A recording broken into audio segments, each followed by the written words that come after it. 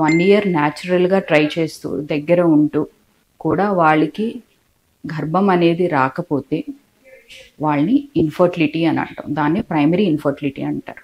So 1 year తర్వాత కూడా వాళ్ళకి ప్రెగ్నెన్సీ రావట్లేదు అని అంటే వాళ్ళని మనం ఇన్ఫర్టిలిటీ కింద డిఫైన్ చేస్తాం. సో ఇలా ఇన్ఫర్టిలిటీతో బాధపడుతున్న వాళ్ళు ఇమీడియట్గా first better they consult or take an advice from an infertility specialist.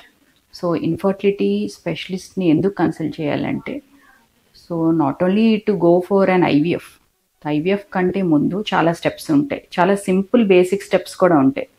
So ఎందుకంటే కపుల్ అనేది న్యాచురల్గా కూడా ట్రై చేయడంలో వాళ్ళకి కొన్ని ప్రాబ్లమ్స్ ఫేస్ చేయొచ్చు.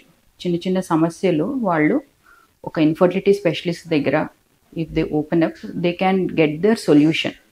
So even with proper counselling almost 100లో 30% వాళ్ళకి న్యాచురల్గా ప్రెగ్నెన్సీ వచ్చే ఛాన్సెస్ బాగుంటాయి. సో మనం ఇచ్చిన కౌన్సిలింగ్లో కూడా వాళ్ళకి ఏమైనా ప్రాబ్లమ్స్ సాల్వ్ అవ్వకపోతే నెక్స్ట్ మనం కపుల్ని ఇన్వెస్టిగేట్ చేస్తాం. సో ఆడవాళ్ళల్లో అయితే ఒక బేసిక్ స్కాన్, అల్ట్రాసౌండ్ తోటి ఒక బేసిక్ స్కాన్ చేస్తాం. వాళ్ళ గర్భసంచి ఎలా ఉంది, వాళ్ళ ట్యూబ్స్ ఎలా ఉన్నాయి, వాళ్ళ అండాలు అనేవి ఎలా ఉన్నాయి అనేది ఒక చిన్న స్కాన్లో మనకు తెలుస్తుంది.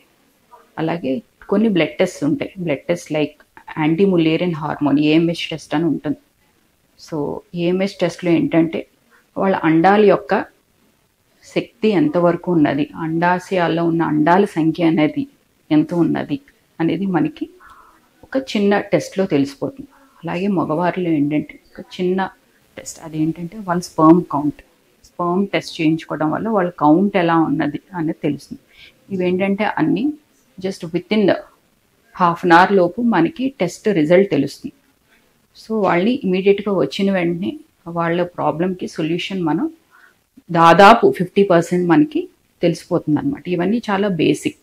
సో ఇన్ఫర్టిలిటీ స్పెషలిస్ట్ అనేసరికి వెల్ ట్రైన్డ్.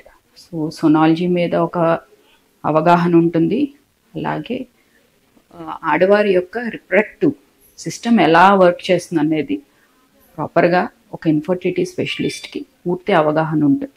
అలాగే మగవారిలోని కూడా వీర్యం గురించి ఎంత తక్కువ ఉంటే ఐవీఎఫ్కి వెళ్ళాలి, ఎంతవరకు అయితే వాళ్ళ ట్యాబ్లెట్స్తో వాళ్ళ సొల్యూషన్ని సాల్వ్ చేసుకోవచ్చు, అసలు ట్రీట్మెంట్ కూడా అవసరం ఉండదు. సో ఈ అపోహలన్నీ మనకు పోవాలంటే ఒక ఇన్ఫర్టిలిటీ స్పెషలిస్ట్ని కన్సల్ట్ చేయడం ఈ రోజుల్లో చాలా ముఖ్యం.